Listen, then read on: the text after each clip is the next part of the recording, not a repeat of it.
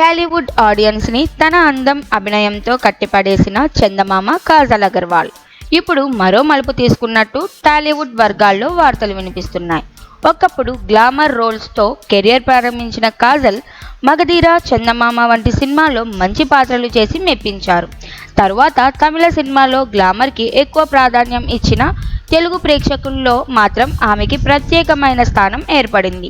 Pan India హీరోయిన్గా పేరు తెచ్చుకున్న కాజల్ సినిమాలకు తగ్గట్టుగా స్పెషల్ సాంగ్స్, వెబ్ సిరీస్లు చేస్తూ తన యాక్టివ్ ప్లాన్ను కొనసాగించింది. అయితే పెళ్లి తర్వాత కొంతకాలం బ్రేక్ తీసుకున్న కాజల్ ప్రస్తుతం కమల్ హాసన్ ఇండియన్ 3లో ఓ కీలక పాత్రలో నటిస్తుండగా మంచు విష్ణు కన్నప్ప సినిమాలో పార్వతీదేవిగా కనిపించనుంది.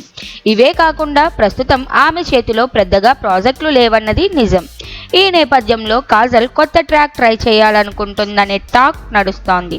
తాజాగా తానే డైరెక్ట్ చేసే సినిమాలో నటించేందుకు ఆసక్తి చూపుతోందట.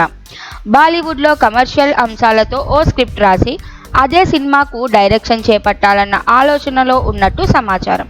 అయితే ఇది విని ఆమె అభిమానులు కొంత ఆందోళన వ్యక్తం చేస్తున్నారు.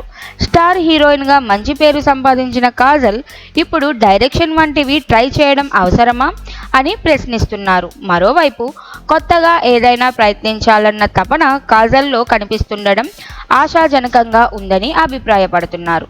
వాస్తవానికి నటిగా తన స్థానం నిలబెట్టుకున్న కాజల్ డైరెక్ట్ చేసే సినిమాతో కూడా సక్సెస్ అయితే ఆమె కెరియర్లో ఇది ఓ కొత్త అధ్యాయంగా నిలవచ్చు.